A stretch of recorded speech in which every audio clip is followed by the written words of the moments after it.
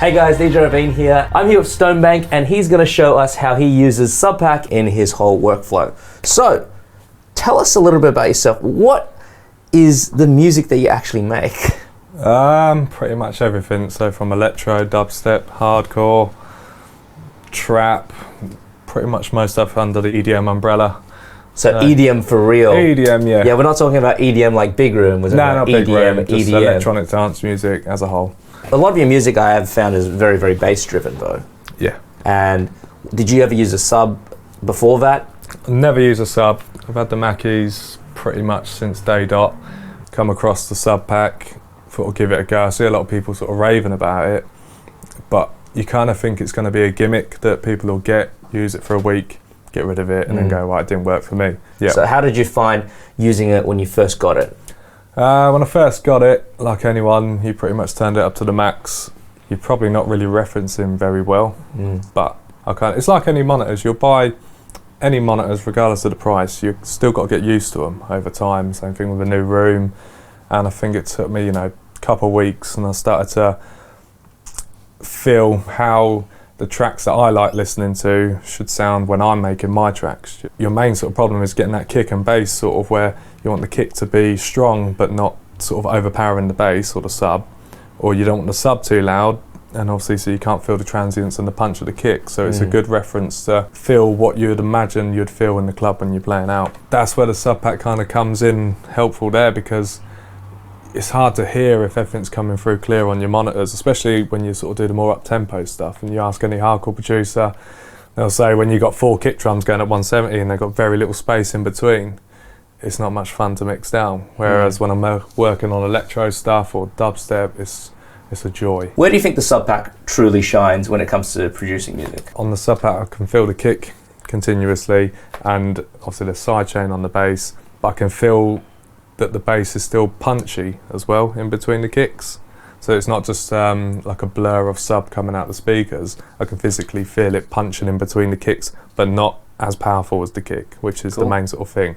If you didn't have something like a Subpac, and you had a sub, for example, a lot of those frequencies on that sub bass, I mean, they'd be very hard to hear as well. I mean, you'd hear it with a sub. Obviously, when you have a sub on the floor, but then you've got to make sure your room's accurate. You've got to make sure, are you really hearing it how you're hearing it or feeling it? So you can test it in the clubs on the weekends and whatnot, but why test it on the weekends when you could test it in your house and get it 90% there? And then there's variation on the systems and the places that you're playing at, so nothing's ever perfect.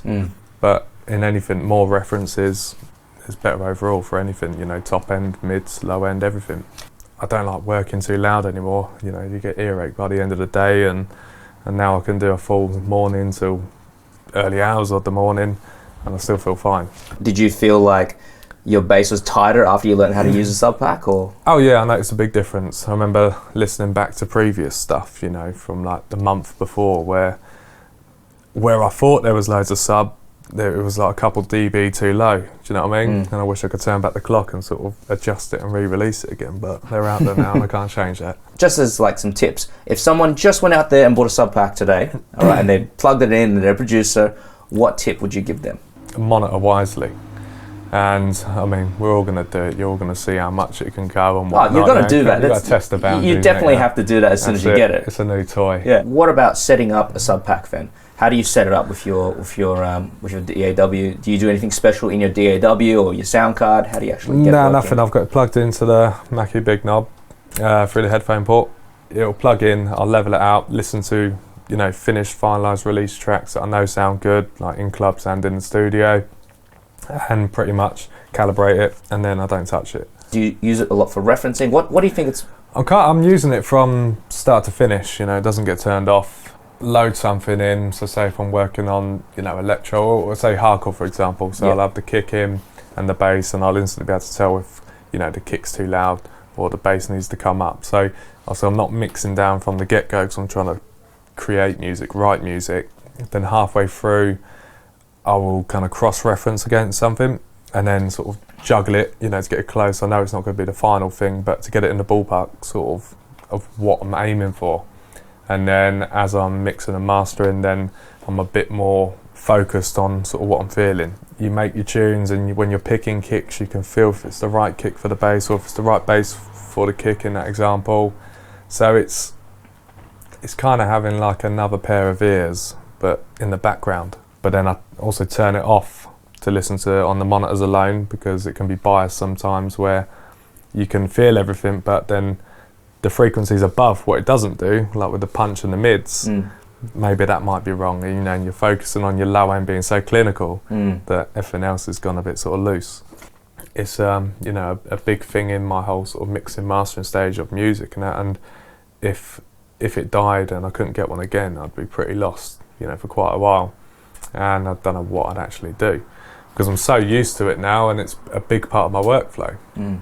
And so it would be like cutting off one of my ears, because, you know, it ain't gonna help. The ear on your back. Yeah, my ear on my back, and I'll be down to 2 again, and I don't want that. Well, sweet. Thanks for showing us how you use Subpac in your system. Thank you guys so much for watching. This was Stonebank, and this is DJ Irving with Point Blank Music School. As always, go and check out pointblankmusicschool.com. If you guys want to learn more about DJing, music production, and all that good stuff, check it out, and we'll see you guys later. Boom.